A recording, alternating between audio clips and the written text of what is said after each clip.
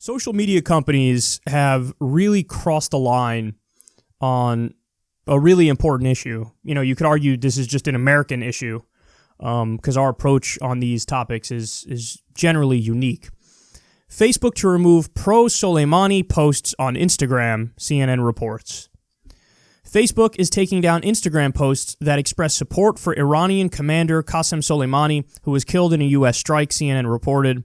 Pictures run by or on behalf of sanctioned people and organizations, as well as posts that commend or support their actions, will be removed because the social media company operates under U.S. laws, a Facebook spokesman said in a statement to the news agency.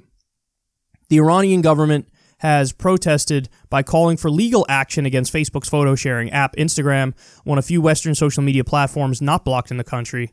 A government website also created a portal for users to submit examples of removed posts, Iranian state media reported, according to CNN. So, this is a problem. And it's a problem for a number of reasons. What even counts as a pro-Soleimani post? So, you know, I've done segments on this show, and I will continue to do these segments because it's factually accurate, that goes through this guy's record. Now, when I point out the fact that he was on a peace mission when he was assassinated, if you post that on Instagram or Facebook, is that considered a pro-Soleimani post, even though it's accurate? He was on a peace mission trying to ease tensions between Iran and Saudi Arabia when he was killed by a U.S. drone. Now, that fact is seemingly pro-Soleimani, but shouldn't it be allowed to be said, since it is, you know, something that's the actual reality of the situation? Are you allowed to say, hey, I agreed with this guy when he was a frontline fighter against ISIS and helped defeat them? I agreed with this guy when he was a U.S. ally and a Kurdish ally in the fight. Are you allowed to say that? Are you not allowed to say, I take this guy's side in a fight against ISIS in particular? Are you not allowed to say that? Because again, everything I just laid out right there is a fact. It's a historical fact that he fought ISIS. He was allies with the U.S. and the Kurds. We were just on his side celebrating when there was a mission that U.S. air power backed with this guy. Are you not allowed to say that? Are you not allowed to point out the fact that, and actually we're going to get into more specifics on this later. I have an amazing report on this and some incredible details on this. But are you not allowed to point out the fact that there is zero evidence that this guy has any American blood on his hands? Yes, you heard me correctly. It turns out the same people who made the accusation that this guy has American blood on his hands, those are the same people who lied about the weapons of mass destruction in Iraq. It's the same neocon ghouls. And again, if you don't believe me now, fine. You will believe me later when I go through the specifics that we have on this. But are you not allowed to point that out, that this guy, there's no evidence he has any American blood on his hands? Because that is a fact that is seemingly pro-Soleimani, but it's actually a fact. It's accurate. It's the truth. Are you not allowed to say those things? Because they could be spun as pro-Soleimani. Hey, it's pro-Soleimani to say those things even though they're accurate. Are you not allowed to say, I oppose the United States extrajudicially, illegally killing foreign leaders? Are you not allowed to say that? Because that would seem like a pro-Soleimani thing to say, but again, it's a principled stance that you're taking. So this opens, Pandora's box here, and that gets to the main point. Guys, this isn't up in the air. This is absolutely a restriction on freedom of speech.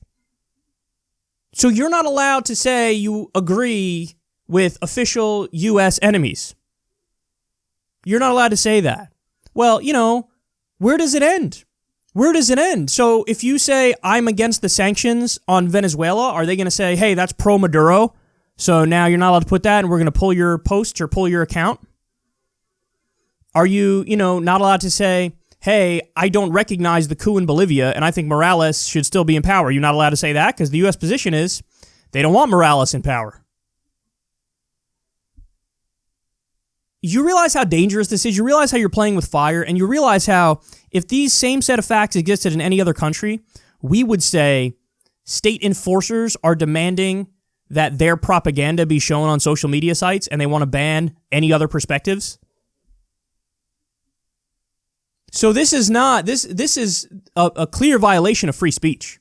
And Fairness and Accuracy in Media tweeted about this and said the exact same thing. that this is a wanton violation of freedom of speech, and if this were to go to court, there's a decent chance that the courts would say, you can't freaking pull, at the behest of the U.S. government, you're going to pull posts that they don't like because they're expressing political opinions that you disagree with? That's like the definition of against the First Amendment. At the behest of the U.S. government, pull the opinions that they don't like. That's the heart of the First Amendment. That's part and parcel of the First Amendment. Now, sure, Facebook and Instagram didn't exist back when they wrote the Constitution, but this is definitely the spirit of the First Amendment. At the behest of the U.S. government, I'm going to ban stuff that I don't like the way it sounds. Are you kidding me? They don't like it, so I'm going to pull it. This has to stop. This has to stop. And by the way, I know that, Max Blumenthal, Ben Norton, Rania Khalek, they've all had issues because I think it's Max Blumenthal's site, The Gray Zone, and I think there were posts either, I'm going to botch this story, and I don't know the details, and I apologize to Max and Ben if they're watching this, but the gist of the story is one of their outlets, I think Max Blumenthal's outlet, was posting stuff on social media, and their page got pulled down because they said, oh, it's propaganda, and it might have been under this same banner, the banner of like, oh, you're pro-Soleimani, so therefore you're violating the terms of service, therefore we're going to pull you down. Even though those are just lefty journalists who are explaining the situation as they see it, and by the way, they're way more correct than any mainstream media outlet. So, and this is the point we're at, guys. Now, this is happening on Facebook, right? It's happening on Facebook, it's happening on Instagram. Let me ask you a question. What happens when this happens on YouTube? You know who's impacted by that? Yours truly. Absolutely, I would be. Because they would take one look at this segment I'm doing right here, or an algorithm would take one look at the segment I'm doing here, and they go, oh, pro-Soleimani, gone, get rid of it. Why? Hey, we have to comply with U.S. law, and U.S. law sanctions Soleimani. Whoa. Hold on. U.S. law sanctions Soleimani. He's an individual. So yeah, U.S. law sanction, I don't know, maybe he can't have financial transactions that involve U.S. corporations or whatever. That's what a sanction of Soleimani means. It doesn't mean that nobody could ever utter a word that the U.S. government doesn't like about the guy.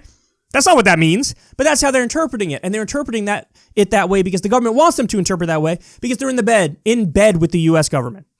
Just like we've heard stories of, Facebook pulling down pro-Palestinian pages because the Israeli government wants them to do it. This is now Facebook and Instagram doing the same thing at the behest of the U.S. government. There's no freedom of speech.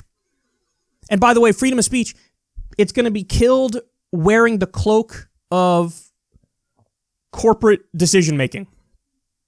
Because Facebook and Instagram can turn around and say, oh, no, forget about the U.S. government. We want to implement this policy and we're allowed to do it and you can't tell us we can't do it. So if they get away with it, that's going to be their argument. Their argument's going to be, no, it's got nothing to do with the U.S. government. I decided I don't like posts that glorify, as I define glorify, this guy, so I'm going to get to pull it down. I'm going to pull it down. Accept it. Well, it doesn't matter if you accept it or not because we can do whatever we want. We're the company. So congratulations to everybody who ever cheered for, some right-winger to get pulled or whatever the case is, because this is the road that we're now going down. Censorship always comes back to hurt the left. Why? Because the left actually challenges power. So this is a very, very bad situation. I hope they reverse this decision. And at the very least, I hope this decision doesn't expand to Twitter, doesn't expand to YouTube, because they would definitely come after me, you, and everybody like us who wants to tell the truth about these conflicts.